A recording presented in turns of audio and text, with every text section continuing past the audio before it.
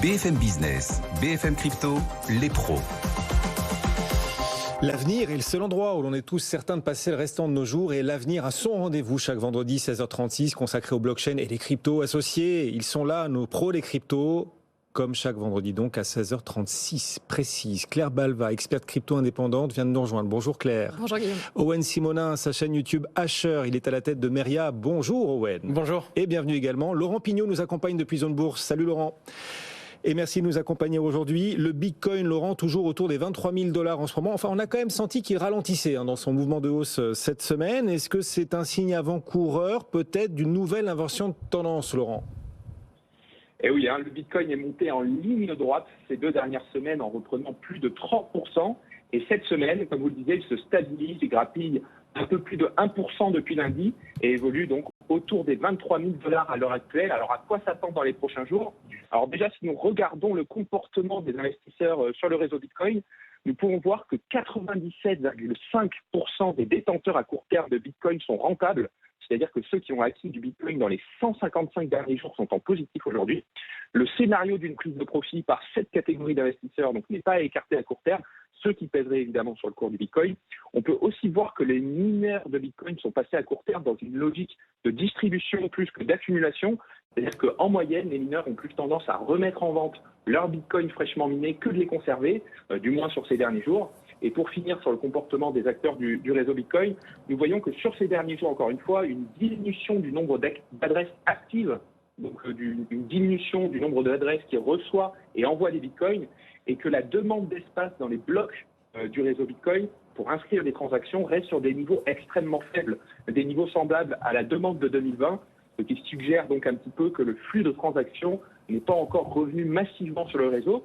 Donc voilà, tous ces indicateurs nous poussent à une vigilance à court terme et ne jouent pas donc en faveur d'une augmentation encore du cours du Bitcoin à court terme. Donc à mon sens, il va falloir surveiller le fameux niveau des 21 000 $, qui est le niveau juste en dessous des pieds du Bitcoin, mais aussi le passage d'une moyenne mobile à 200 périodes, et repasser en dessous durablement enverrait un signal de retournement à court terme.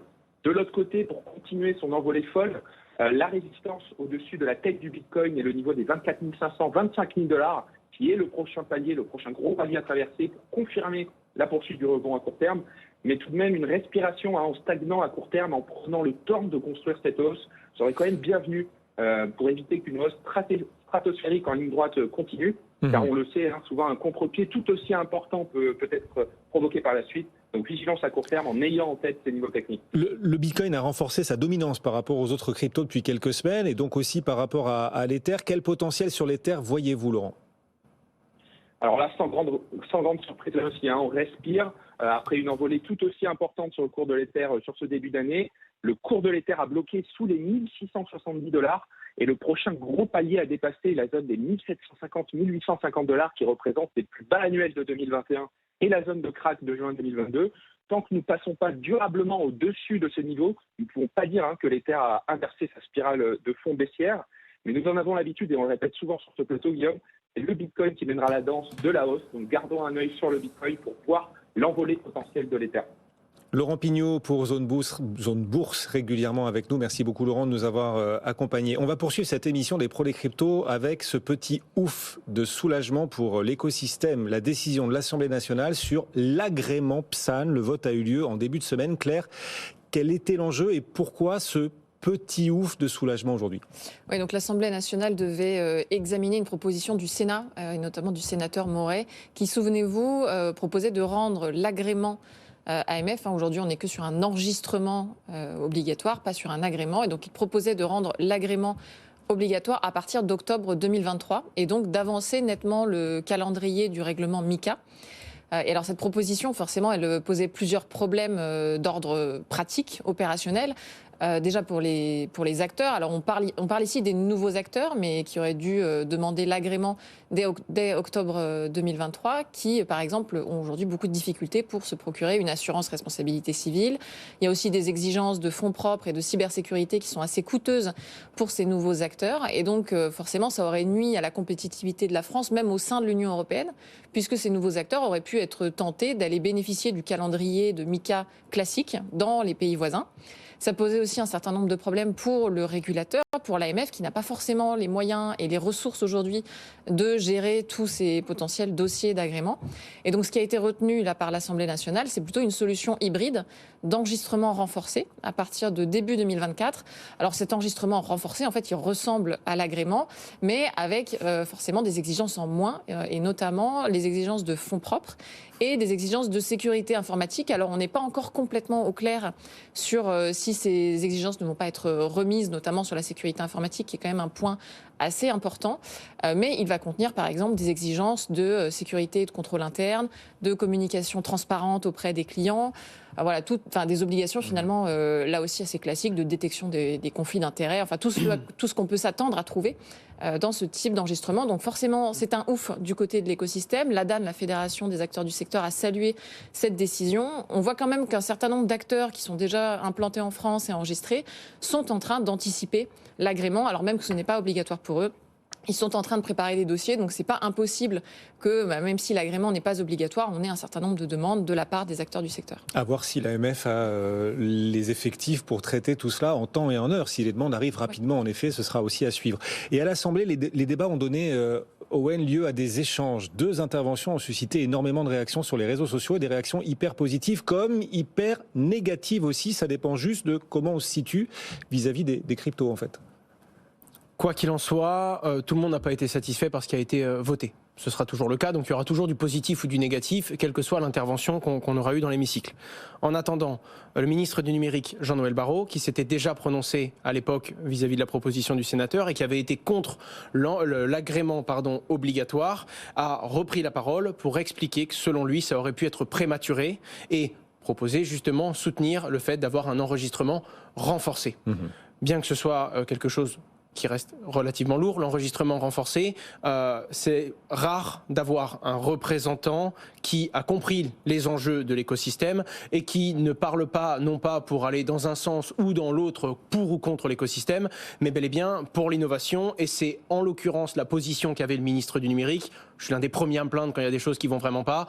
Là, on avait un ministre du Numérique qui s'est positionné et qui a essayé justement d'aller dans le sens de l'innovation, et je pense qu'il s'agirait quand même de le souligner. Et ça a été vraiment salué sur les réseaux sociaux, parce que c'est très très rare d'avoir des gens qui ont été au bout de leur devoir et de leur compréhension de ce qui est réellement en jeu.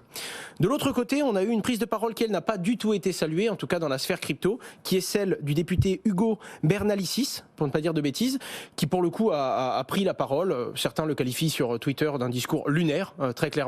Des crypto-monnaies qui, selon lui, peuvent faire moins 500%. Moins 100% aurait suffi. De la même façon, parler des crypto-monnaies aujourd'hui en 2023 et du Bitcoin comme l'autoroute pour le blanchiment d'argent, quand on sait que les transactions illicites sont de 0,15%, soit 15 à 20 fois moins que l'euro, et encore que l'euro qui lui-même est encore moins que le dollar. Bref, un discours qui était complètement à côté et qui vient, surtout quand il termine sa prise de parole, par dire que ça fait 4 ans qu'il étudie cet écosystème. Il y a beaucoup de gens qui ont réagi sur les réseaux sociaux pour se demander qu'est-ce qu'il a réellement étudié pendant 4 ans. En attendant, dans un sens ou dans l'autre, sa position à lui n'a pas été soutenue, et c'est pour le coup, en tout cas à l'heure où je vous parle, l'enregistrement renforcé qui a été adopté par l'Assemblée nationale. Bon, et 2 interventions qui ont entraîné des réactions extrêmement différentes l'une de l'autre. Vous connaissez peut-être l'adage, c'est Pierre Desproges qui disait « Si tout le monde vous donne raison, c'est que vous êtes d'une intelligence remarquable ou que vous êtes le patron ». On continue ici de vous faire part des derniers développements de cet écosystème crypto. Ethereum tente de toujours plus convaincre, tiens, sur la vie privée par exemple, la vie privée sur la blockchain, ça peut être compliqué à cause de la transparence justement des blockchains. Eh bien, le cofondateur d'Ethereum, Vitalik Buterin, Owen, vous veut du bien, à vous tous qui nous écoutez, qui nous regardez, veut du bien à l'humanité. Sur la vie privée, il fait un pas en tout cas. Il a proposé cette semaine l'introduction des stealth addresses pour mieux les préserver la vie privée. Stealth addresses, ça vous va, Owen? J'aurais dit stealth addresses aussi. Bon, les stealth addresses, Owen, est-ce que vous pouvez nous préciser ce que c'est et en quoi ça permettra de mieux préserver peut-être la vie privée? Je vais essayer de faire super simple. Ce sont des adresses qui sont cryptographiquement, on va dire, cachées. C'est-à-dire que quand vous voulez recevoir de la crypto-monnaie, vous allez devoir donner ce que l'on appelle une spending address. Ce sont des adresses éphémères, un petit peu, pour imager très simplement, comme des RIB éphémères qui permettent de recevoir une seule transaction. Ce qui permet d'avoir beaucoup plus de discrétion et de respect de la vie privée, puisque quand vous allez recevoir de la crypto-monnaie, on ne pourra pas voir dans la blockchain toutes les autres transactions que vous avez déjà reçues. On ne pourra donc pas consulter directement toutes les autres fois où vous avez payé X ou Y produit ou que vous avez fait X ou Y interaction avec d'autres utilisateurs. Ce qui vient protéger encore plus l'anonymat et le respect de la vie privée de l'utilisateur. Alors, anonymat, entre guillemets, toujours, on est sur la blockchain, c'est du pseudonymat, ce n'est pas de l'anonymat comme certains aimeraient le souligner. Par contre, il faut comprendre que ça, ce serait le but de carrément le proposer et de l'inclure dans la blockchain Ether. C'est une pratique qui est déjà bien exercée par beaucoup de portefeuilles. Par exemple, si vous avez un portefeuille Ledger et que vous détenez une adresse Bitcoin, quand vous pouvez faire un dépôt sur votre adresse, ça peut vous générer plusieurs adresses de dépôt pour une seule et même source, c'est-à-dire que vous allez avoir un seul, entre guillemets, compte Bitcoin, mais plusieurs adresses de dépôt. C'est différent, techniquement ce n'est pas appliqué de la même façon, mais c'est une pratique qui fait et qu'on recommande souvent aux gens de ne recevoir que quelques transactions par adresse pour protéger leur vie privée et pour éviter que chaque personne qui interagisse avec vous puisse consulter toutes vos autres activités. Les stealth addresses sont une chose et donc Vitalik Buterin promet un effort sur ce point, mais mettons-nous à la place dans la peau des utilisateurs. Est-ce qu'il existe d'autres moyens aujourd'hui, Claire, pour améliorer la protection de ma vie privée sur Ethereum ? Alors oui, il y en a plusieurs, mais qui ne sont pas tous du même niveau technique, de la même maturité technique non plus. D'abord, il y a des services qu'on appelle les mixeurs, qui vous permettent effectivement de faire des transactions tout en restant anonyme, en cachant un certain nombre d'informations. Le plus connu d'entre eux, c'est Tornado Cash, on en a déjà parlé dans cette émission. Mais forcément, ces services ne plaisent pas du tout aux régulateurs. Et d'ailleurs, Tornado Cash, aujourd'hui, est sous sanction. Son développeur avait été arrêté. Et vous avez même certains validateurs d'Ethereum aujourd'hui qui n'acceptent plus les transactions liées de près ou de loin à Tornado Cash. Donc ce sont des services qui existent, mais qui sont forcément non recommandés par le régulateur et qui sont parfois d'ailleurs difficiles d'accès, parfois un peu techniques, etc. Vous avez aussi, et j'y pense, un certain nombre de layer 2, vous savez, cette surcouche qui existe par-dessus les blockchains, qui se positionne sur ces sujets de protection de la vie privée. Sur Ethereum, je pense notamment au layer 2 qu'on appelle Aztec, qui est on va dire un ZK rollup d'un point de vue technique, donc qui utilise des techniques de cryptographie qui vont vous permettre de faire là aussi des transactions en protégeant un peu mieux votre vie privée. Alors après, aujourd'hui, je dirais que les bonnes pratiques pour un utilisateur qui ne va pas encore vers les layer 2 ou vers les mixeurs, ça va être tout simplement ce qu'a dit Owen, c'est-à-dire avoir une bonne hygiène de gestion de ses adresses, de ne pas tout avoir sur la même adresse MetaMask où on va gérer tous ses fonds avec un ENS où il y aura son nom et prénom, mais de générer quand même régulièrement de nouvelles adresses, surtout quand on doit recevoir des fonds d'un ami ou d'un exchange, pas forcément donner son adresse principale de son ledger, mais voilà, en générer de nouvelles régulièrement. Bon, Owen et moi, on s'est mouillés, hein, on l'a prononcé, stealth addresses. Stealth addresses. Ouais, ça. On va parler d'une société à présent qui en bourse a gagné 50%, oui, en 3 semaines. Vous voyez de qui je parle ? Coinbase, le géant crypto américain. Plus 50% en 3 semaines depuis le début de l'année, après une année 2022 évidemment horrible en bourse. Même en tenant compte du rebond depuis le début de l'année, ce titre Coinbase perd encore 70% sur un an. Donc pour ceux qui avaient acheté à ce moment-là, il reste du chemin à rattraper. Mais c'est pas pour ça qu'on va parler de Coinbase. Non, on va en parler parce que Coinbase a refusé de payer une amende de 3,6 millions de dollars. De quelle amende est-ce qu'il s'agit, Claire ? Pourquoi Coinbase surtout refuse-t-il de la payer ? Alors ils refusent, mais on ne sait pas encore s'ils vont vraiment pas la payer. En fait, ce qui se passe, donc ça a lieu aux Pays-Bas, c'est qu'aux Pays-Bas, il y a un système un peu équivalent à ce qu'on a en France avec l'enregistrement AMF pour être prestataire de services sur actifs numériques et qui oblige les plateformes d'échange crypto à aller s'enregistrer aux régulateurs des Pays-Bas. Et donc cette obligation, elle existe depuis 2020. Et donc Coinbase, quand ils sont arrivés aux Pays-Bas, ont déposé un dossier d'enregistrement, mais ils n'ont eu la validation pour exercer aux Pays-Bas qu'à partir de mi-2022. Et donc ils ont pu exercer pendant presque 2 ans sans cette validation, mais en ayant déposé un dossier. Et donc forcément, les autorités leur disent aujourd'hui, vous avez eu un avantage compétitif du fait que vous n'étiez pas obligé d'avoir un système de surveillance conforme à nos exigences. Et donc, on vous met une amende d'un peu plus de 3 millions d'euros. Alors, c'est exactement d'ailleurs le même montant qui avait été imposé à Binance l'année précédente. Donc, il faut croire que le régulateur danois facture aussi les grandes plateformes d'échange qui viennent sur son territoire et qui ne sont pas très rapidement enregistrées.